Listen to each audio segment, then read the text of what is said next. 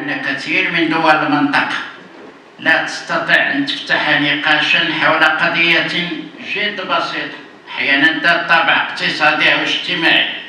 فحينما يصبح المناخ العام المغربي يتحدث عن الحكم الذاتي، معناه أننا وصلنا من المناعة أن هذا التحدي نحن مؤهلين له وليس لدينا شيء نخفيه.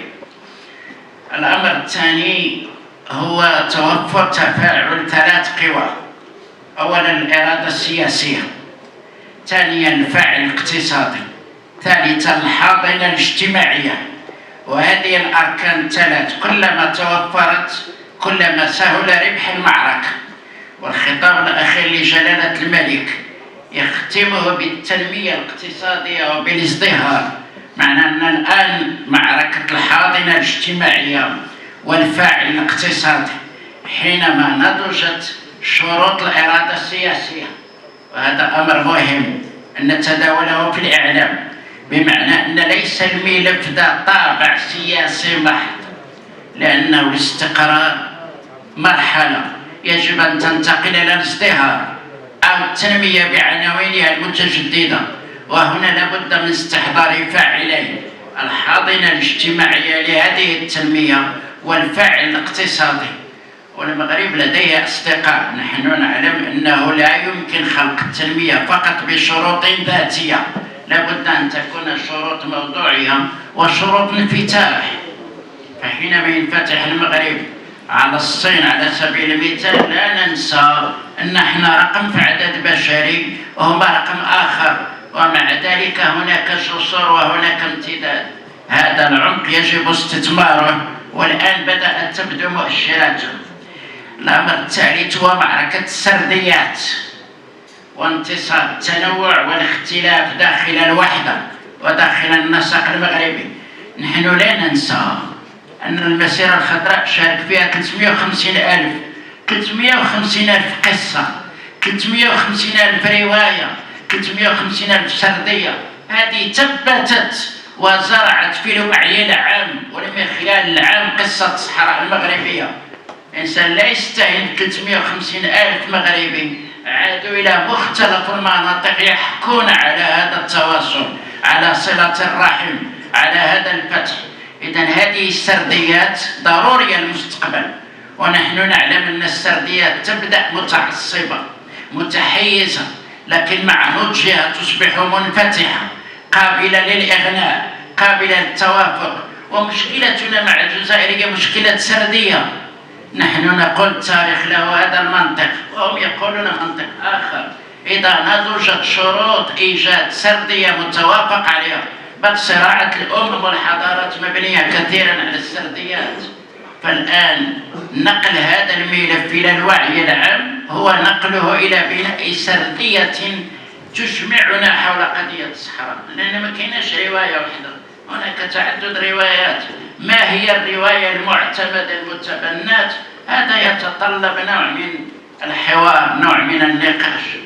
وطبعا التاريخ في مناطق ملتبسة غامضة لا يمكن حسمها نهائيا وستظل مفتوحة، رغم المتخصصين في التاريخ لا يحسمونها. إذا لماذا نريد أن نحسم شيئا غير قابل للحسم؟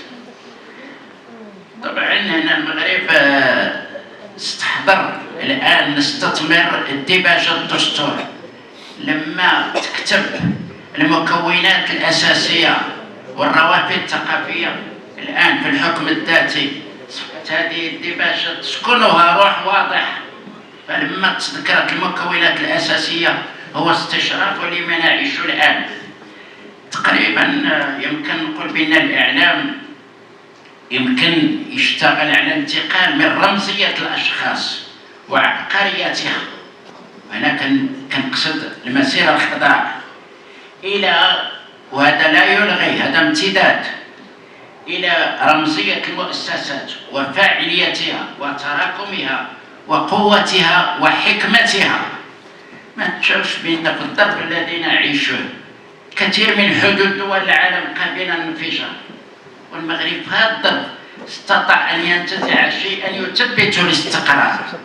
هذا يحتاج إلى حكمة كبيرة، بينما حدود كثير من الدول تتشابهنا الثقافة، في التاريخ، في الدين، قابلة للانفجار في أي لحظة.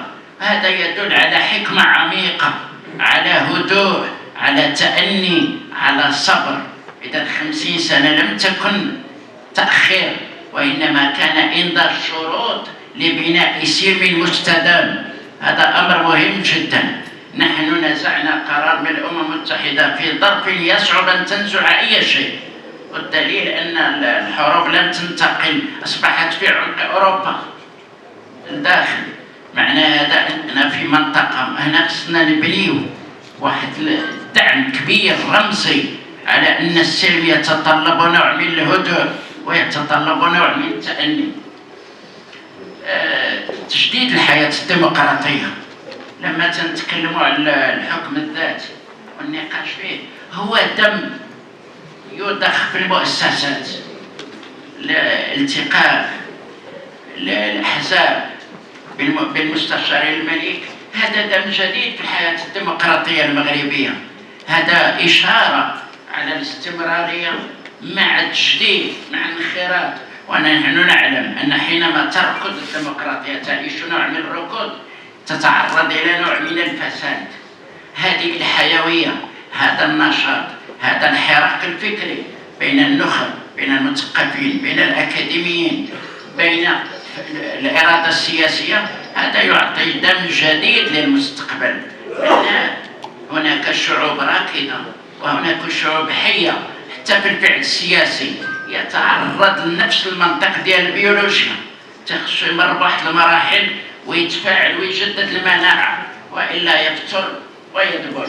وطبعا هذا الخيار المغرب مطمئن له، وهو امتحان لصناعة قرار مشترك يساهم فيه الجميع، وبالتالي يلزم الجميع.